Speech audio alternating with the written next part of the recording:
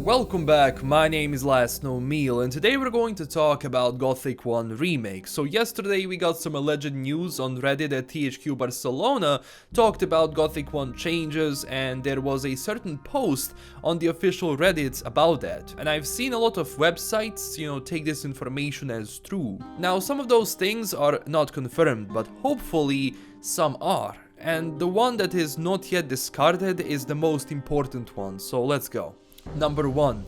It's still uncertain whether the project will be finished, but THQ plans on creating another prototype, acknowledging all the feedback they got.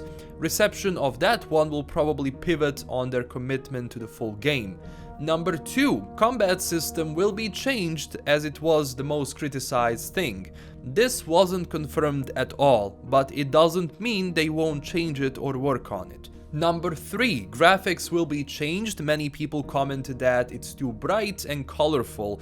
This also hasn't been confirmed, at least not officially, but it doesn't mean that they won't work on it. Now, regarding the first demo, if you don't want your game to be as flashy and colorful as it is, just set the post-processing to low. That's it, and your game is going to look better.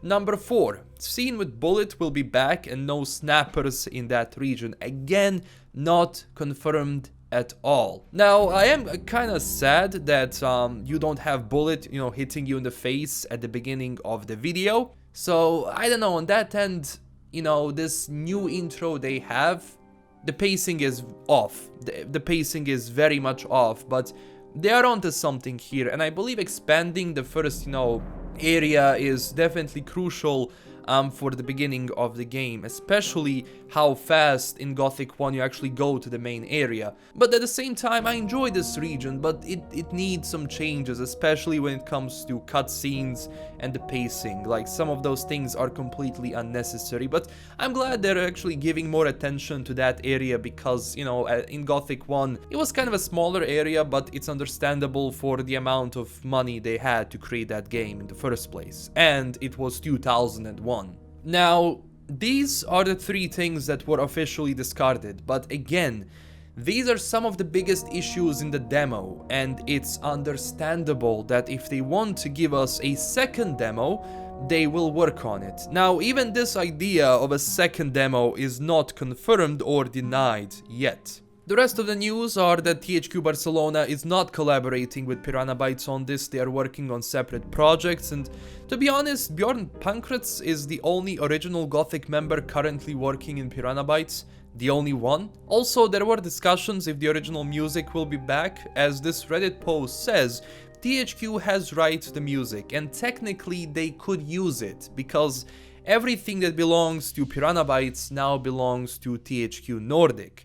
And it does seem that Kai Rosenkratz, who was the composer of the original one, is not working with any other gaming companies at the moment, so if they wanted to, they could technically implement the music, and they should. The sounds he created are mesmerizing, and one of the best soundtracks I've ever heard for a video game, period. And for the end, there was allegedly talk about the German versions of the game and how some voice actors from that region could be back. Also, regarding English voice actors, I completely forgot that the original voice actor from Gothic 1 and 2, Bradley Lavelle, passed away in 2007. Those are some of the saddest news, because he captured Nameless Hero in a very good light. But the voice actor from Gothic 3, Crispin Freeman, is a lot better than the one we have in the new demo. Nameless in G3 was a bit tougher than, that goofy personality of Gothic 1 and Gothic 2, and technically I would rather see him than the new one. But again, the problem with the new one is not really the voice actor itself, like the voice, but how he is, approaching this character and turning him into a whiny, bitchy man, and not the cool, sarcastic one we had in the original. And for a lot of people, that's a giant no. And honestly, how can I play with a character I don't like? If I don't like his personality, it's really hard for me to play that game. Again, he can be good or bad, but he has to be likable. He has to have some sort of charisma. Because if you want people to love your characters, if you want people to roleplay as your characters, those characters have to have something that, you know, glues people to the screen, that makes them more immersive, and that's the most important thing in this game, because my eye flinched when, you know, the first time Nameless Hero has spoken in this demo. I was like, what the hell? But anyway, the things said here, no matter if they were confirmed or not, are probably the best for this now.